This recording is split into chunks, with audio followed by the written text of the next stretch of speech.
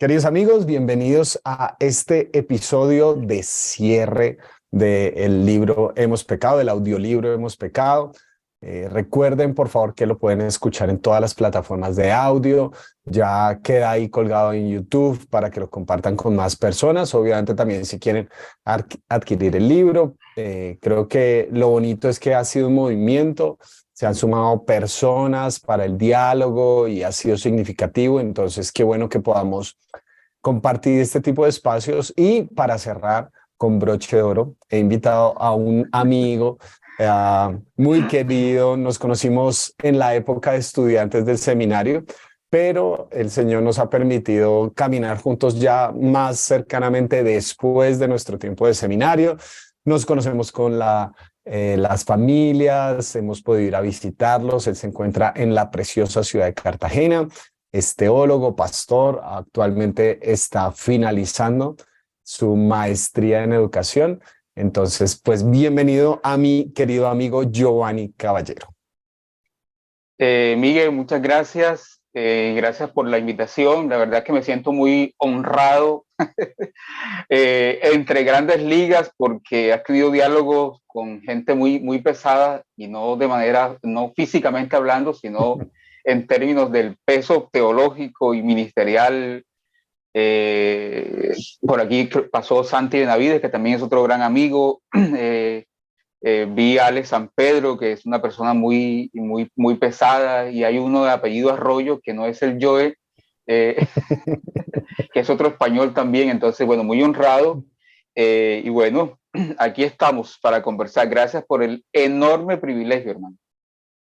Bueno, vamos a conversar, Joan, de este último capítulo que se llama ¿Cuál es el color del lápiz?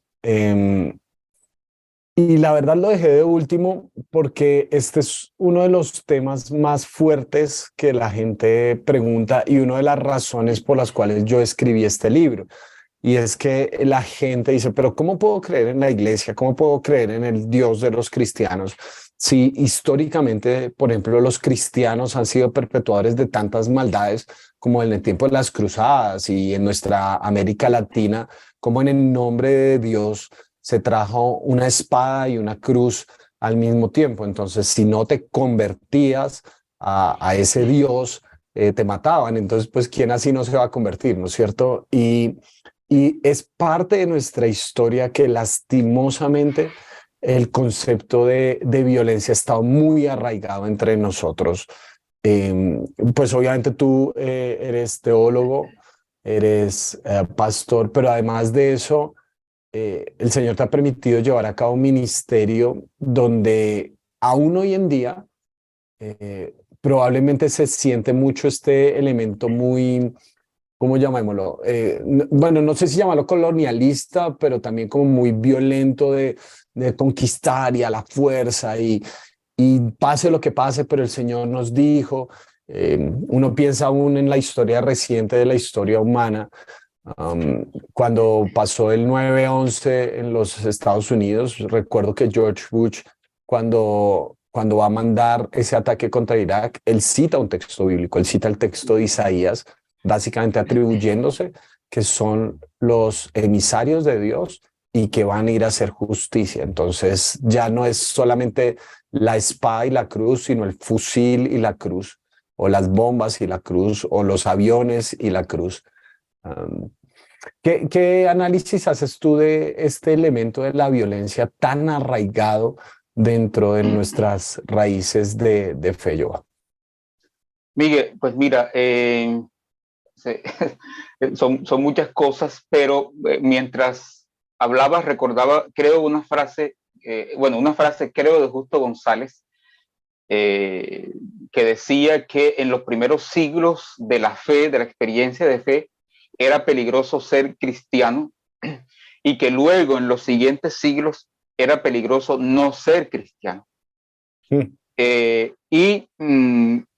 Tendríamos que entrar a hacer la diferencia entre el ser cristiano, la identidad de ser cristiano como el seguidor de Cristo de a pie, ¿cierto? El seguidor de Cristo de a pie, los primeros creyentes, las primeras comunidades, que entre otras cosas eran comunidades muy marginadas, no necesariamente marginadas en términos socioeconómicos, pero sí muy marginadas en el sentido político y social, porque el imperio tenía su culto oficial. Los primeros cristianos morían en el circo romano, de hecho, no porque creían en Dios, porque Roma era una sociedad politeísta y a Roma no le importaba eso. Los primeros cristianos morían en el circo romano porque confesaban que Jesús era el Señor y que el César no era el Señor. Y ahí estamos ya en una, como rozando un límite muy político, ¿no? Por decirlo así. En estos días leía, se me olvidó la nacionalidad del filósofo, pero es apellido Zizek, Z-I-Z-E-K, y él, parafraseando o en contraste mejor, con aquella famosa sentencia de Dostoyevsky en Los Hermanos Karamazov, si Dios existe, todo es permitido. Si Dios no existe, todo es permitido, así decía Dostoyevsky. Pero Zizek dice, haciendo una crítica a todo esto que hablabas, a todos estos imperialismos, a todas estas hambres de conquista en nombre de la fe, en nombre de Dios. Y él decía, contrariando o en contraste con eso, decía, si Dios existe, todo es permitido. Y sigue diciendo él, porque aquellos que se han creído en la historia, sus emisarios, sus mensajeros, se creen con el derecho divino de imponerse, de asesinar, de marginar, de perseguir. Y bueno, tú mencionabas un ejemplo de la historia reciente, pero las cruzadas, por ejemplo, la Santa o Sagrada Inquisición, por ejemplo, la casa, la cacería de brujas, literalmente. Uno de los grupos que más fue perseguido es el grupo en la historia, a partir de la fe, también es el grupo de los homosexuales, etcétera. Entonces, ha habido en nombre de Dios y en nombre de la fe, mucha persecución. Porque aquellos que nos hemos creído o aquellos que hemos confesado a Dios o a Jesús como nuestro Salvador y Señor, nos hemos creído con la autoridad entonces de que aquel que cree de manera distinta o que sencillamente no cree, porque eso también es una opción válida, ¿no? No debe estar en el planeta Tierra, ¿cierto? De manera curiosa, la fe cristiana cuyo centro es el amor, ¿no? Cuyo centro es el amor. Jesús lo definió en ese, yo llamo ese minimalismo de Jesús, cuando resume esos dos grandes bloques de la escritura antigua, de la escritura hebrea, en amarás al Señor tu Dios y a tu prójimo como a ti mismo. Luego Pablo en Gálatas va a ser mucho más atrevido, diría yo, porque él va a decir, toda la ley y los profetas se resumen en un solo mandamiento, amar a tu prójimo, ¿no?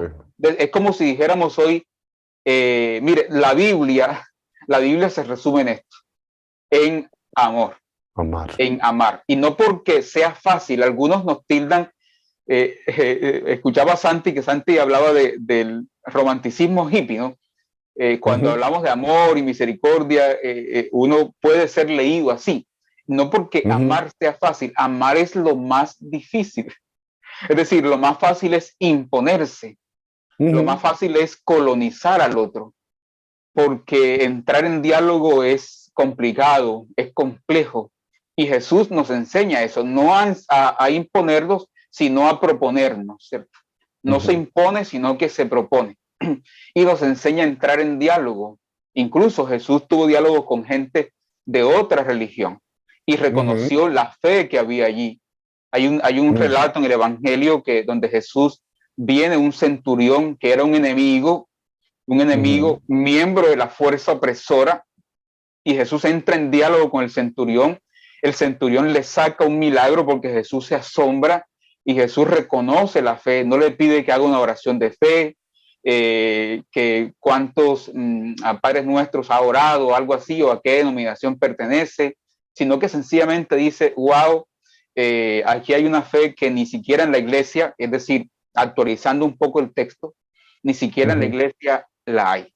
Entonces, pero es bastante largo y profundo el tema. Sí. Y doloroso.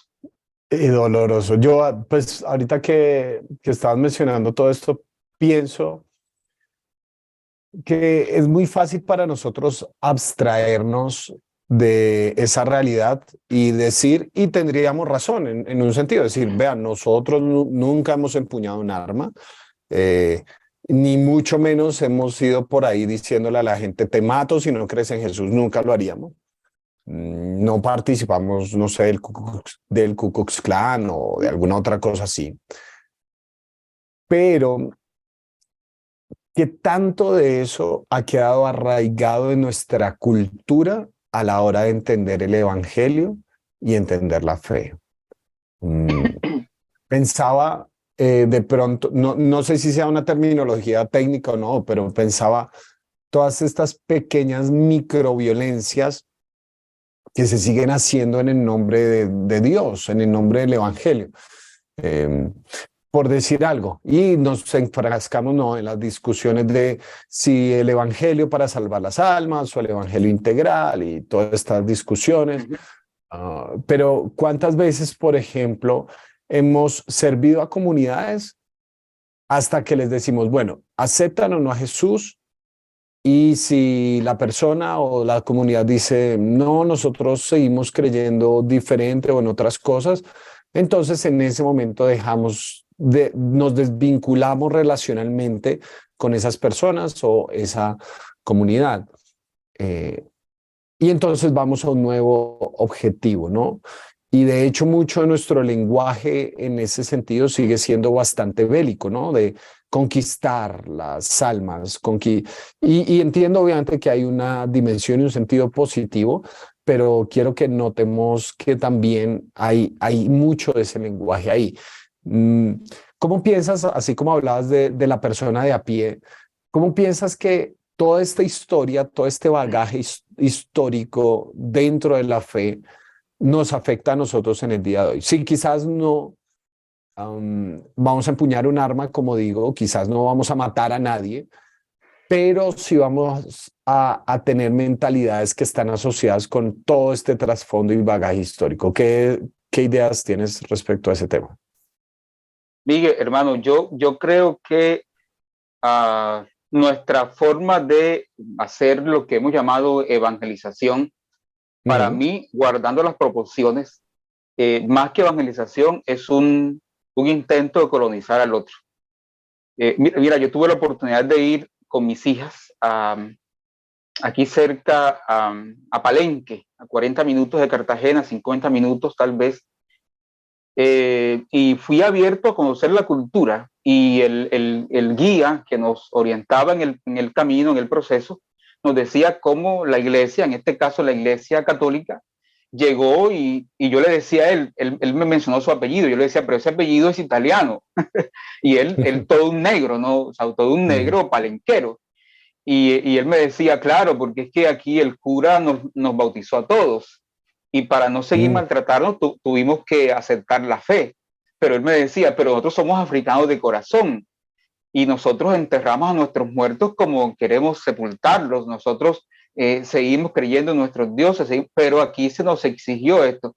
Entonces yo decía, uy, me hacía recordar la historia de Daniel en Babilonia, cómo ellos fueron llevados, un grupo minoría, y fueron obligados a otra cultura, a otra religión, y yo entonces incluso publicaba algo en mi muro de Facebook y decía, hasta qué punto nosotros hemos sido no los Daniel en Babilonia, ¿cierto? La Sino la comunidad Babilonia de marginada, Daniel. sino la Babilonia sobre Daniel. Y nosotros creemos que por el hecho de llevar el nombre de Cristo y de cristiano, ya eso nos creemos con esos ciudadanos de primera categoría, y aunque no somos miembros del Ku Klux Klan, sí hay cierto supremacismo, ¿no? Y nuestra tarea de evangelizadora tiene más que ver con un proselitismo. Tanto que ese ejemplo que tú ponías, si nos vinculamos con esta comunidad, pero no hay almas salvadas según nuestro criterio, es decir, no hay una estadística, porque aquí se está haciendo una inversión, porque se trajo este predicador, porque si no hay eso, entonces rompemos vínculo con esa comunidad y vamos hacia otro campo, un campo blanco que llamamos, para Ujú. evangelizar allí. Es decir, eso que hicimos no cuenta como evangelio, no como buenas nuevas. Ujú. La brigada de salud que hicimos, los kits escolares que repartimos, las amistades que hicimos, no contaba, sino que era, y a mí me parece que eso es ruin, es bajo, porque yo de entrada, yo me estoy haciendo amigo de ti para conquistarte. Y si no te conquisto a mi fe, por lo menos a mi manera de ver la fe, porque también nosotros creemos que Cristo es el camino, ¿no? Y eso lo dice el Evangelio, el camino al Padre. Pero muchas veces creemos que nuestro cristianismo es el camino. Entonces, hay una diferencia entre decir Cristo es el camino y otra es creer que el cristianismo, es decir, o nuestra forma de expresar a ese Cristo, nuestra forma de, muy cultural, a veces muy nuestra, es el camino. Entonces la gente muchas veces termina convirtiéndose no a Jesús, sino a nuestra forma de ser. Entonces yo pondría otra vez el acento allí, ¿no? El acento en que nuestras formas de evangelización son a la postre una manera de colonización y que en ese sentido no nos parecemos a los españoles, ¿cierto? Y a ese Ujú. proceso del que tú mencionabas en Juan Macay, en el otro Cristo español, por ejemplo, no somos muy distintos a ellos. No somos muy distintos a ellos, solamente que lo hacemos, hemos refinado nuestra barbarie, por así decirlo, pero no somos distintos. En el Evangelio de Mateo, yo encuentro al final, yo sé que esto suena peligroso, pero encuentro que al final, a veces nos centramos en el último texto que dice, lleven estas buenas nuevas, hagan discípulos de mí a las naciones, pero ya Ujú. tres capítulos anteriores ya nos había dicho en el juicio final que habrá una gran sorpresa, y es que la gente encuentra a Jesús en donde menos cree. Ujú. Es decir, que nosotros no vamos tanto a la misión, no tanto tiene que ver con llevar a Jesús, sino también de encontrarlo en donde ya está. Porque la evangelización para mí es una vía arteria, es una carretera que fluye en doble vía. Tanto el que lleva el evangelio como el que lo recibe, los dos están sujetos a la conversión. Encontramos ese relato por lo menos en Hechos de los Apóstoles, ¿cierto? Donde Ujú. Pedro, todo un converso ya, termina siendo convertido desde su experiencia con Cornelio. Entonces, Ujú. otra vez, yo pondría el acento, entre otras, allí. Es decir, nuestra tarea evangelizadora es todavía una tarea muy colonizadora. ¿Por qué? Porque queremos un número, queremos una estadística, tenemos que llevar esto al Ministerio de Evangelización, tenemos que pasar este informe, pero esto de relacionarme contigo y de que vayamos descubriendo a Jesús en el camino, ¿no? Vamos descubriendo a Jesús, eso como que no genera mucha prensa, ¿no? Como que no genera mucha Ujú. prensa. Sí, el, estaba pensando y uno de los apartados de este capítulo es esa extraña conversación de Jesús con la mujer sirofenicia, ¿no? Pensaba antes de eso, ah, pensaba en cuántas veces el mismo Señor Jesús se negó a seguir controlando la vida de las personas a las que él les hacía el bien. O sea, es muy frecuente, por ejemplo, en el Evangelio de Marcos, la cantidad de veces donde Jesús va y hace el bien, los sana, libera a las personas, etcétera, y les dice, váyanse, Sí.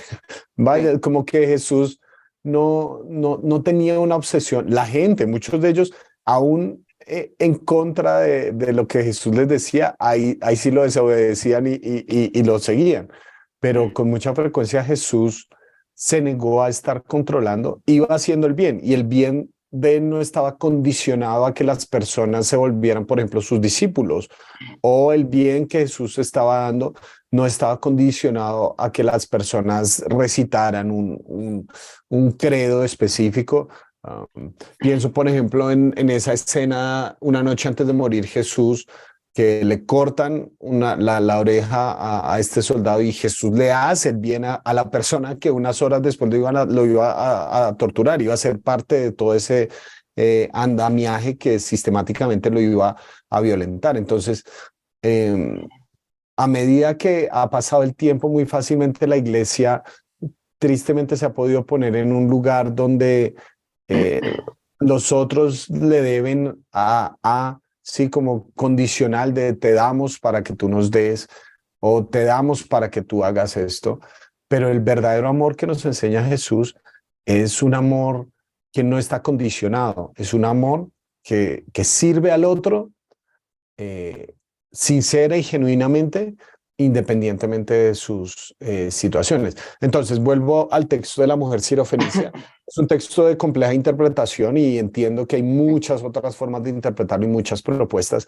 Mi propuesta y mi acercamiento es que esta es una absoluta anomalía de la relación de Jesús con los extranjeros. O sea, Jesús, pensemos por ejemplo en la primera mujer con la que se encontró según el Evangelio de Juan, fue con una samaritana. Tú mencionabas el caso del centurión, tantos otros, del gadareno, en fin, tantas personas a las que Jesús les hace bien sin esta clase de conversación tan fea, porque Jesús la trata a ella como si fuera un perro. Le dice, pero es que no es bueno darle a los perros la comida si no los se han alimentado los hijos. Así trataban los judíos a los extranjeros, así trataban los judíos a los paganos. Ellos eran perros. Sí, Sí, y una sí. de las oraciones de los judíos era, gracias Señor, porque no soy un perro, o sea, no soy como estos que se apartaron de ti. Y Jesús utiliza ese lenguaje tan fuerte contra una cultura y a nosotros nos hace ruido. Y mi interpretación es que está bien que nos haga ruido, porque, porque creo que Jesús está ejemplificando aquello que sus discípulos aplaudirían. Sus discípulos dirían, eso Señor, así se trata a estas personas. Si nos sorprende que Jesús trate hacia la gente, si esto es una anomalía pedagógica, digo yo, de Jesús para mostrarnos cómo se ve horrible la discriminación, así debería ser también para la iglesia. La discriminación no debería ser una nota constante, sino discordante en la historia de la iglesia. Sí, no debería ser justificado como, yo la trato así porque ella es de otro pueblo. No, no, no, no, no, no. Igual al final de la historia, esta mujer, la fe se ve expresada en esta manifestación de necesidad, que aunque la ofenden tan terriblemente, ella sigue ahí pegada. Y Jesús entonces ya cambia la conversación y dice, porque has tenido fe, ¿sí? Tu hija ya está sanada. Entonces, termina al final de la historia. Hay una tensión, dirían, una tensión narrativa, ¿no? Ajá, ¿Cierto? Que ajá. hace el giro allí, que permite entonces que el lector o el quien escucha descanse o entre en Uh-huh, crisis si es la experiencia de los discípulos y se dé ese gozo, ese giro en el relato. uh-huh. Así Uh-huh. es, así es. Entonces, mi observación es que este es un texto anormal en toda la historia de Jesús, es una historia anormal y creo que así debería ser en la iglesia, ¿sí? Porque con mucha frecuencia nosotros leemos el texto y nos lo usamos como un mecanismo para seguir aumentando nuestro ego y por lo tanto las discriminaciones. Y no debería ser así, el texto nos debería llevar siempre a la humildad. Yo siempre doy el ejemplo del fariseo que oraba consigo mismo y decía, Señor, gracias porque no soy como esto. Y entonces uno lee el texto y dice, ay, Señor, gracias porque no soy como el fariseo. Ahí no solucionó absolutamente nada. Sí, siempre utilizamos el texto para alimentar nuestro ego cuando nos debería llevar a la humildad y a servir a los otros. Ese es nuestro llamado al final en el cristianismo, servir, ¿no? El servicio a los demás. Queda uno en la lectura atrapado, ¿no? Porque uno dice, uno termina, pero uy, Señor, gracias porque no soy como ese fariseo, ¿no? Que yo. Entonces, terminamos en lo mismo. Sí, de hecho, el Evangelio de Mateo ya había especificado en su genealogía que esta misión era una misión englobante, ¿no? ¿Cierto? Que esta misión y que el mismo Jesús tenía en sus venas, por sus venas corría la sangre de Rahab, la ramera, por ejemplo, la prostituta, de Ruth, la moabita, y de Bexabé, con dudosa reputación, o de la misma María, ¿no? Que María también tuvo un veto negativo socialmente hablando, Ujú, Entonces, también comparto la misma tesis, por decirlo, o lectura tuya, de creer que es una anomalía pedagógica, es decir, en la primera parte el relato, así es como funciona en esta cultura, ¿cierto? Somos hijos de esta cultura que discrimina al otro, entre otras cosas, porque también había unas tensiones con Siria y Fenicia, unas tensiones políticas de vieja data, ¿no? Es decir, y Jesús pues se muestra en primer lugar como un hijo de su tiempo, como un hijo de ujú, esa cultura, para luego llevarnos a una comprensión distinta. Es como un oíste que fue dicho pero narrado, ¿no? ¿Cierto? ujú.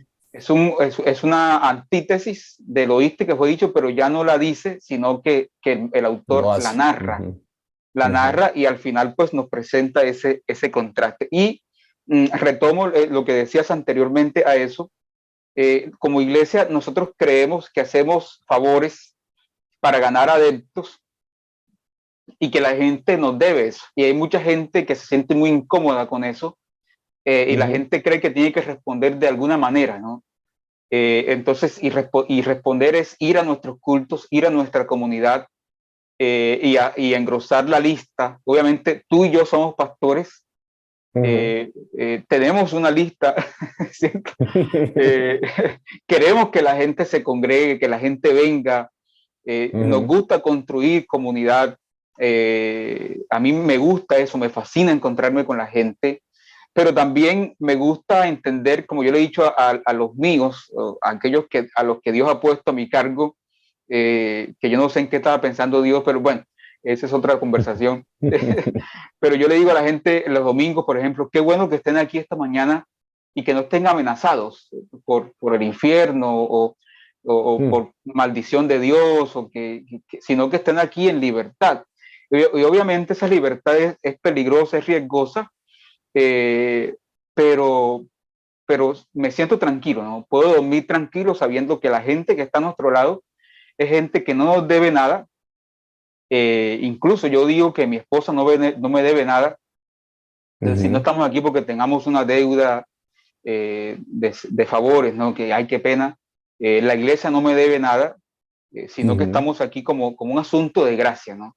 De gracia. Entonces creemos que aquellos quienes le hicimos el favor, evangelizamos, ahora deben adherirse a nuestro equipo. Y no, Jesús dejaba a la gente en libertad porque era una experiencia de fe, entre otras cosas mm, porque ya después de eso, pues ya llegó, como a un teólogo dijo, no recuerdo su nombre, Ives Congar, no sé cómo, quién mm, fue, pero dijo, Jesús habló del reino y apareció la iglesia, ¿no? Es mm. decir, como que Jesús habló de una realidad mucho más englobante, sin embargo a alguien se le ocurrió esto de organizar la Encerrarlo. gente y a encerrar y hacer templo. Obviamente Jesús, creemos, habló también de la iglesia, pero la iglesia es un agente del reino, ¿no? No, la iglesia Mm, no es el reino, es una expresión del reino bastante pálida, por cierto, bastante a ujú, veces traslúcida, pero es una expresión de eso que Dios quiere formar.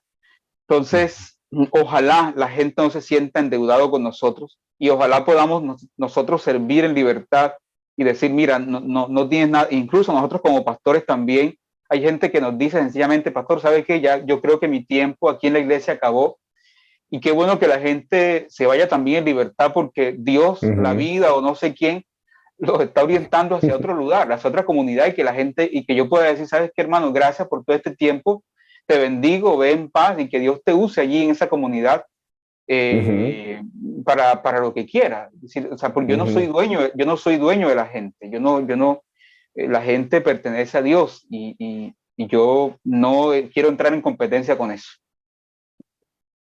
Ahorita que estabas hablando, yo veo también otra de las mentalidades que está muy arraigada dentro de nosotros, junto a estas formas de violencia y esto, es el de una bondad transaccional. Es decir, yo hago el bien con la espera de un resultado.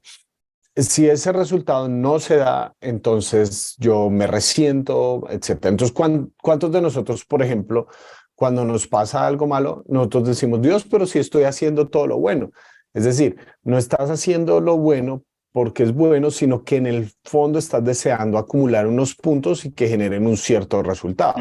De la misma manera, llevar el mensaje de Jesús, de la esperanza, de la gracia y del amor incondicional de Dios, por supuesto que es bueno, pero a veces lo limitamos a que, bueno, si esta persona no responde, entonces la desechamos y sale esto. Entonces no estamos compartiendo el mensaje del evangelio porque es bueno y porque el mismo Señor Jesús nos lo mandó, sino que lo estamos compartiendo como una metodología para ganar adeptos, ¿sí? En este caso los puntos se cuentan en adeptos y eso no está bien, ¿no? Eso no está bien, porque está bien predicar el evangelio y al final de la historia los resultados no dependen de uno, porque como tú dices, uno no es dueño de las personas y hasta el mismo Dios se negó a controlar los resultados. El mismo Dios nos dio la libertad de escogerlo o rechazarlo. Eso es una respuesta de amor, pero no ha dejado de amarnos en ningún momento. O sea, Dios no dijo como, bueno, solo amo a los que se conviertan al cristianismo, solo amo a los que no.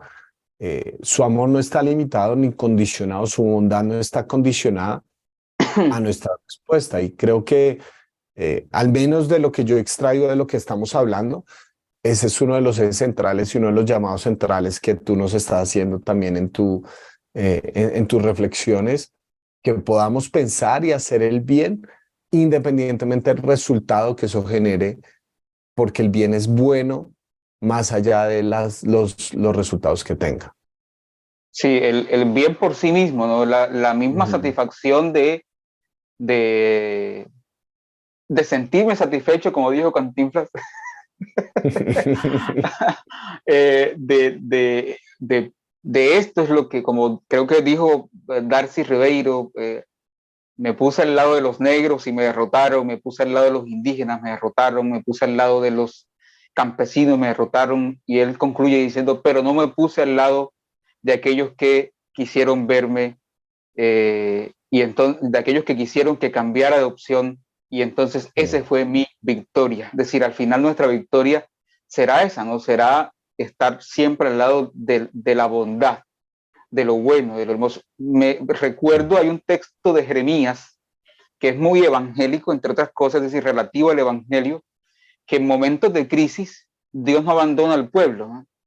Y aunque la palabra profética preexílica fue dura, evitando el exilio, no obstante, la palabra profética exílica, es decir, durante el exilio, fue esperanzadora. Y en medio del exilio, cuando el pueblo la había embarrado, había metido las de caminar, Dios dice, con amor eterno te he amado. Es decir, que uno escuche cuando está allí porque no se portó bien, y que uno escuche, ¿sabes qué? Te lo advertí, pero ya no dice te lo advertí, ahora dice te sigo amando. Y Jeremías dice, por tanto, te prolongué mi misericordia. Es decir, fui capaz, lo leo así, fui capaz de correr la cerca, fui capaz de ir más allá, que la cerca llegaba hasta las fronteras geográficas, ¿no? Pero ahora estoy con ustedes aquí en Babilonia, ¿no? Ahora estoy aquí, ahora te amo aquí. Ya no tenemos el templo, ya no tenemos la institución monárquica, ya no tenemos la tierra, como Uy Echeverri, ¿cierto? Como que Dios dice, uy, como con su pueblo, como que bueno, lo perdimos todo, pero aquí estamos, ¿no? Vamos a empezar. Entonces, eso, Miguel, que nuestro amor no esté condicionado. Jesús, si alguien fue rechazado en la vida, fue Jesús. Tanto que yo a veces leo eso y digo, Dios mío, hay un texto que Pablo menciona en la Santa Cena de él, en su versión, dice, la noche que fue entregado. La traducción realmente es muy generosa, porque realmente la palabra dice literalmente, la noche que fue traicionado, tomó pan y habiendo dado gracias, es decir, Jesús se entrega aún en momentos de traición y en momentos de tú sabes. Como la explicación de exactamente. Jesús es capaz de entregarse en momentos de traición, en momentos cuando no se podía, es decir, ustedes me están traicionando, ahora me van a traicionar, pues yo retraigo mi amor, ¿no? Y tú creo que lo decías en una parte, tú decías, mire, no, es que no se trata del amor de Dios. Si tú decías en una ocasión, si supieras que tienes todo el día para pecar, algo así, ¿qué harías? Para hacer las cosas, ¿qué haría? Entonces, pero es que a veces le tememos a predicar la libertad y el amor porque es que la gente se nos va a perder. Pero entonces ya no trata el carácter de Dios, trata de nuestro carácter y la forma en la que asumimos ese amor. Pero nuestro servicio como iglesia, creo, debe ser un servicio como el de Jesús, totalmente desinteresado. Por eso nosotros, por lo menos en la comunidad en Cartagena, le apostamos más a ser una comunidad evangelizadora, donde no hay evangelistas profesionales, ¿cierto? Sino que todos podemos comunicar el evangelio. Yo hablaba el otro día, yo decía, nosotros hemos profesionalizado la misión, cuando lo que tenemos que hacer es misionar la profesión. ¿Cómo es que el ingeniero, el abogado, el contador, el político es difícil? Ese sí no, ese no. Sí, ese sí ese ya no, está más allá del bien y el mal. Pero ¿cómo es que ellos, sin sacarlos de sus escenarios donde son como pez en el agua, desde allí construyen fe, desde allí están en misión? Es decir, no profesionalizar la misión y mandarlo al seminario. Tú y yo somos egresados de un seminario, qué bonito, pero creo que Dios nos invitó a esto, ¿no? Pero no todos somos invitados a esto, no todos vamos a ir al seminario, pero todos estamos invitados a una misión. Entonces, la profesión no es el estorbo para la misión, sino la forma en la que somos enviados. Y ojalá sin esperar necesariamente nada a cambio. Si como resultado de eso, me imagino, hay gente que va a preguntar, oye, ¿y qué pasa contigo? ¿Y por qué eres así? Porque entonces uno sí aprovecha. Creo que una frase de San Francisco de Asís, si van cuando vayan a evangelizar, usen todos los medios posibles y si es necesario, hablen. Yo, para ir en la recta final de este tema, creo que uno de los elementos que he podido dilucidar en este diálogo contigo de la discriminación es, por un lado, que es muy fácil verla en otros, más que en uno mismo. Es fácil detectar las discriminaciones de los demás y uno dice, pero ¿cómo discriminan esto y aquello? También tenemos, por ejemplo, la inmensa ventaja de la perspectiva histórica. Quién sabe si estuviéramos en medio de esas épocas, qué decisiones hubiéramos tomado, ¿no? Porque de todas formas, las culturas impregnan lo que nosotros somos y de pronto en esa época se pensaba ser fiel a Dios es esto de manera concreta. Entonces, por un lado tenemos que evaluarnos y pedirle a Dios que nos examine y evidencie nuestras propias formas de discriminación. Pero por otro lado, creo yo que está el reto, por ejemplo, este concepto de discriminación hoy en día es tan fuerte y con relación a la iglesia en particular. Por ejemplo, nuestro trato y nuestra relación con la comunidad LGBTIQ y todas las otras siglas que siguen. Yo sé que esto sería otro tema que empezamos para otro capítulo. Y sé que obviamente hay líneas de pensamiento teológico que te van a decir que las palabras que se utilizan no son y no se refieren a este tema. Hay otra línea de pensamiento más de decir no, si es pecado y abominación y todas estas cuestiones.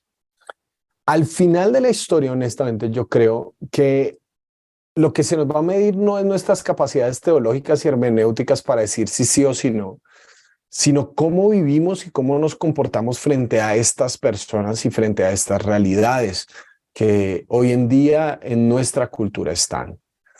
Y yo pienso, honestamente, que hay un elemento importante, tú sabes, mis lecturas de esos textos, cuando una persona, aún entendiendo y leyendo y viendo, y su conclusión del texto es, no estoy de acuerdo con esto, no está bien.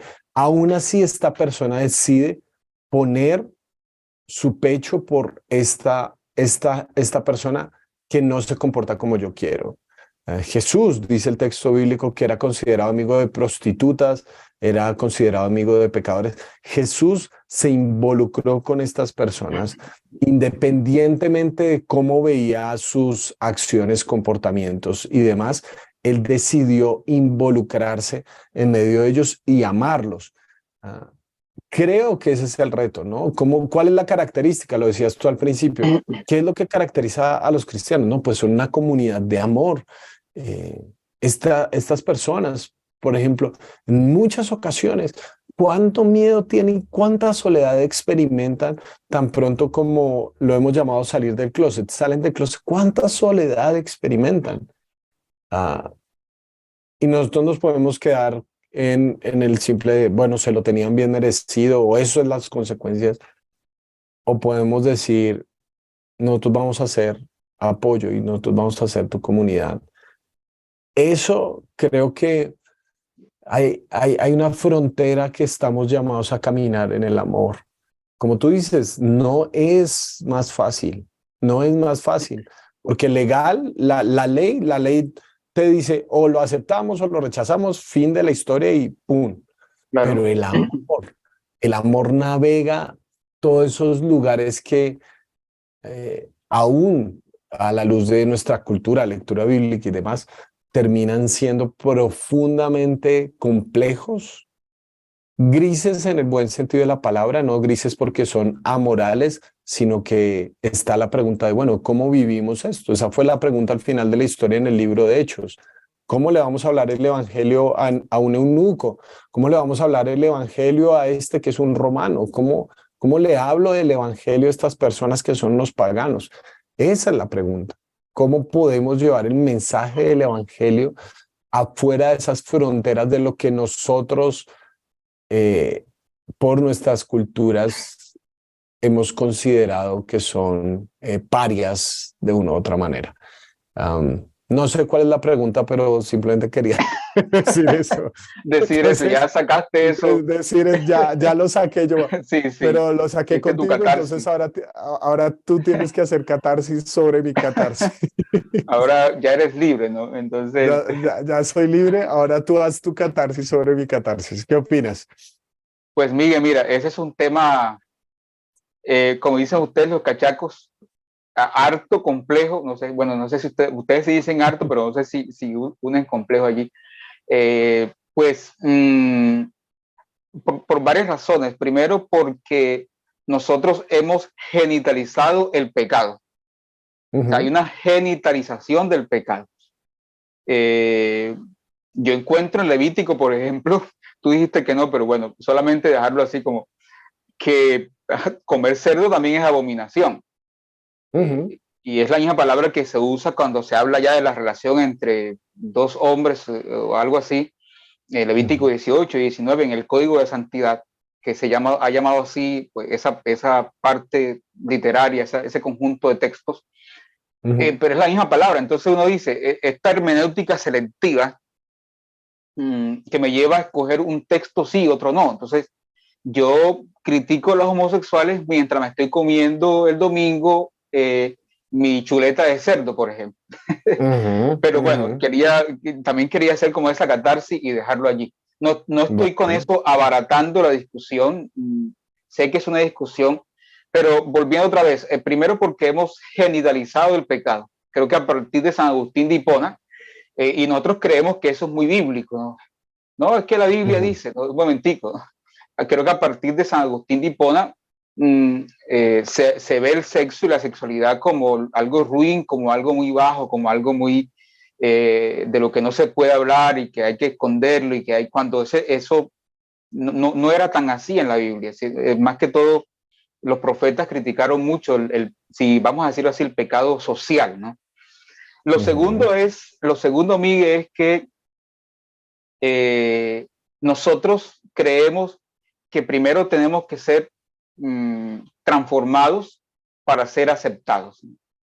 Esa es la tesis, como la tesis evangélica, ¿cierto? Nuestra.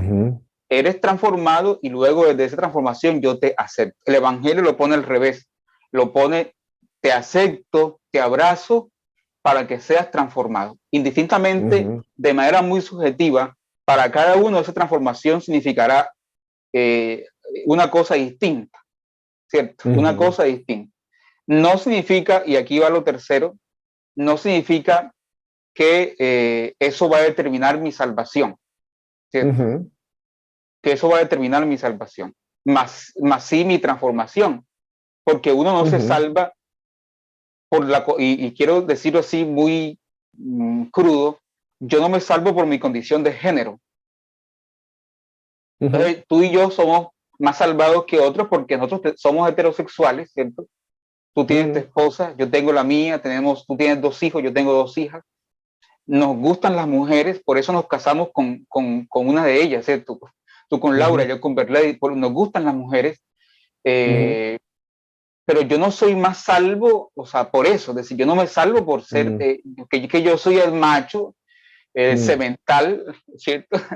Que no podía ver a mi esposa porque la dejaba embarazada enseguida, y otro que lucha con esto. Mira, yo me sentaba con alguien, no puedo decir porque yo sé que esto pues es abierto, pero me sentaba con alguien y esa persona es un varón, un hombre y chico, un muchacho, lloraba y me decía lo que más me duele de esto, porque estaba luchando con su condición, porque detrás del discurso, más allá del discurso ideológico, que yo sí quisiera hacer la salvedad allí, que hay un discurso ideológico, como también lo hay dentro del cristianismo.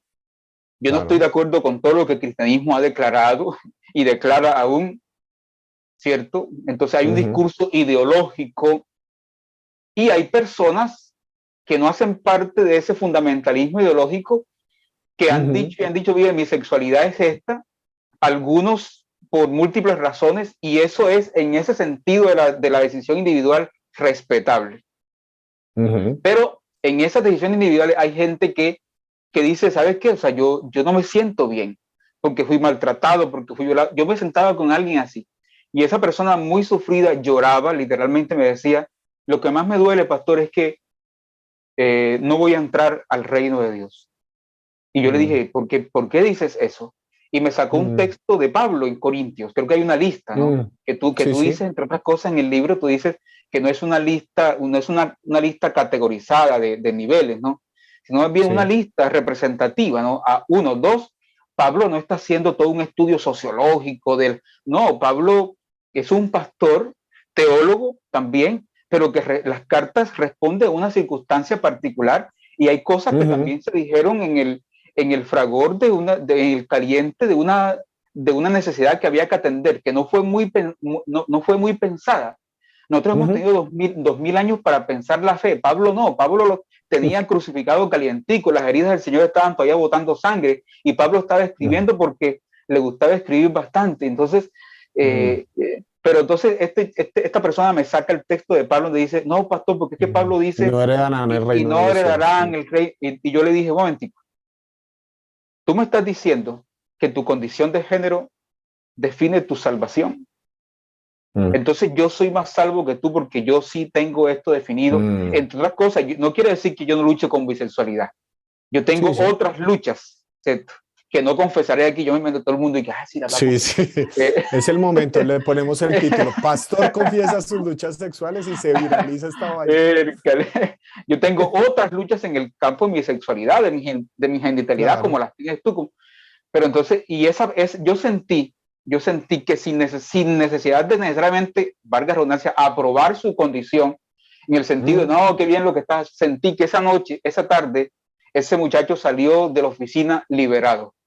No liberado, ahora sí, pues voy a soltar la perra, como decimos nosotros, y hacer lo que, sino liberado en el sentido de, soy amado, ¿no? Por libertad. Sí, soy amado, y yo le decía, lo que está en juego ahora, a través de la consejería, el acompañamiento de la comunidad, no es tu salvación. Ese es un asunto de Dios y tú. Ya Él te amó. Lo que está en juego ahora es tu restauración, tu transformación. Yo creo que eso no lo hemos notado, ¿no? Entonces, nosotros decimos, tiene que ser transformado para ser aceptado. Pero el Evangelio dice, eres aceptado para ser transformado. Claro. Pablo lo dice en Romanos 5:8, si no estoy mal, más Dios o pero Dios. Me gusta más el pero porque genera más fuerza en el texto, más fuerza literaria, ¿no? Pero Dios nos amó en Muestra su amor. Jesús. Sí, Pero nos Dios amó muestra en su Jesús, amor. pero Dios muestra su amor en que siendo pecadores, Cristo murió. Y eso nos incluye a todos, ¿no? Sí, a mí Eso nos me incluye a gusta, todos. ese lo hablé en el libro de Que Gracia tiene la gracia, que ese texto dice, pero cuando todavía éramos pecadores, Cristo murió por nosotros. Cuando todavía.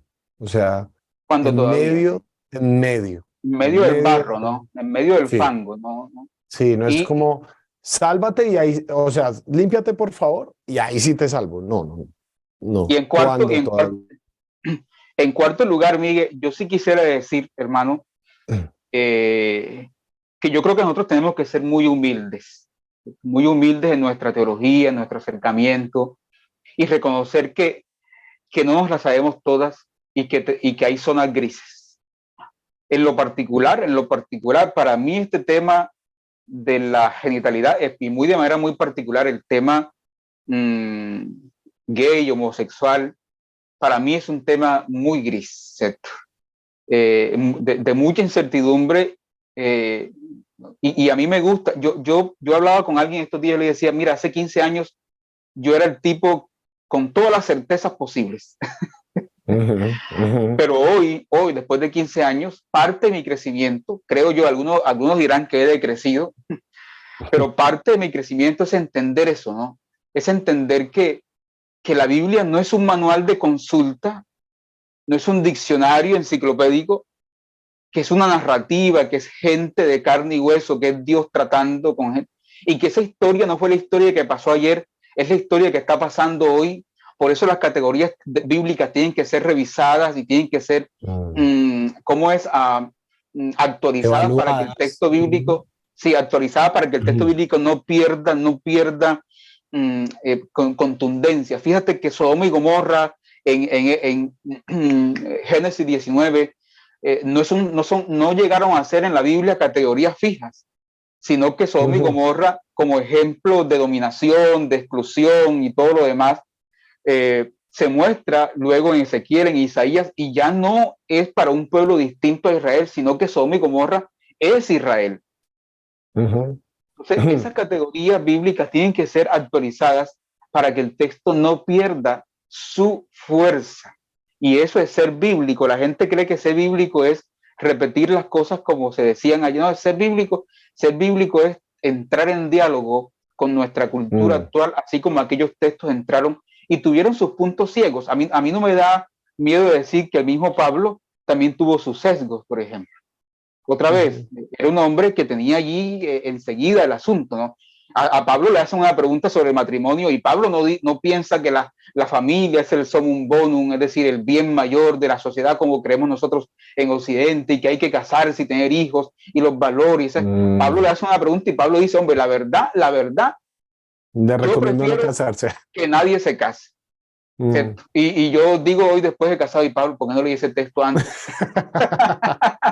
Es decir, o sea, ¿por qué? Porque Pablo en ese texto considera que no es la familia para él en ese momento lo que merece una entrega, ni una mujer ni un hombre, sino el reino. Jesús está que viene, ¿no? Jesús va a venir y no te enredes con vainas de matrimonio, de casarte, de ceremonias. Vamos a prepararnos porque Jesús viene. Entonces, a mí me parece que esa subjetividad, lejos de ser peligrosa, es muy bacana, ¿no? Y Pablo mismo va a decir, porque en parte conocemos, en parte profetizamos, es decir, nuestro conocimiento de Dios es fragmentario, es a veces opaco, Limitado. es limitado, es temporal, la teología incluso es temporal. Tú lo decías, hace 3 siglos nosotros creíamos que la Biblia avalaba la esclavitud y hoy estamos creyendo que no.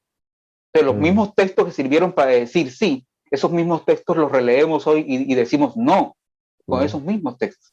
Entonces, a mí sí me parece, como cuarto lugar de ese tema, Miguel, yo sí creo que ha habido mucha discriminación hacia la comunidad LGBTIQ+, En la historia, aunque no se llamó así, sería un anacronismo decir que ayer, pero en la historia ha habido mucha comunidad. Y el grupo de gay y homosexuales, junto a las brujas, fue uno de los grupos, ha sido uno de los grupos más perseguidos, más perseguidos. Y aún hoy, obviamente parece ser que algunas facciones, ¿cierto?, muy fundamentalistas de parte de ellos, nos están devolviendo el favor, ¿cierto? Claro, es verdad. Sí, nos están Es devolviendo el favor recíproco, termina y siendo uno recíproco. los entiende. Finalmente estos movimientos son muy pendulares y uno termina pareciéndose a aquello que tanto criticó. Es verdad. Pero yo apuntaría otra vez, acoger con amor para transformar. Esa transformación, ¿cuánto va a demorar? Va a demorar toda la vida. Toda la vida. Así como yo lucho con algunas de mis asuntos de mi genitalidad, sexualidad, y lucharé toda la vida hasta la tumba, también una persona lesbiana, una persona homosexual, por distintas razones, porque hay diversos acercamientos, va a luchar toda la vida con eso. Yo sí, y aquí yo tomo un poquito de distancia de esos testimonios que escucho. Qué chévere, muy, se me está corriendo esto, en la televisión a veces muy... pero yo no creo que, sí, yo no creo que sea tan de golpe, ¿sabes? Yo creo que uno tiene que ser muy honesto y sabes que yo tenía esta clase de vida, ahora me distancio de ella, pero estoy luchando, así que ayúdenme. Bueno, yo siempre es un placer, hermano, hablar contigo, siempre aprendo un montón de ti y te agradezco, hermano, por este espacio, por tu corazón pastoral, por ser un teólogo que trata de buscar, cuestionarse en el mejor de los sentidos de la palabra, yo sé. Y pues bueno, hermano, gracias por tu tiempo para esta conversación que sé y estoy absolutamente convencido y es la idea que pueda generar otras conversaciones respecto a estos temas. Gracias a ti, Miguel, qué privilegio. Tú sabes que te lo he dicho personalmente, pero aquí en público también el aprendizaje creo que es mutuo, ¿no? He aprendido harto de ti, como dicen los cachacos, he aprendido mucho de ti y bueno, ojalá pueda yo seguir aprendiendo. Yo sé que va a ser así. Perdón que la transmisión se me fue corriendo hacia la puerta con un Sí, mensaje sí, de que finalmente Jesús es vas la de puerta, salida. ¿no? O Jesús es la Bueno, puerta o algo así. ese era el mensaje. Toda esta producción estaba dirigida a Exactamente. ese hecho. Jesús es la puerta, hermanos. Así que, Miguel, gracias, hermano. Y a todos, muchas gracias y muchas bendiciones desde la calurosa Cartagena. Bueno, queridos, entonces así cerramos este episodio y como siempre, un gran abrazo.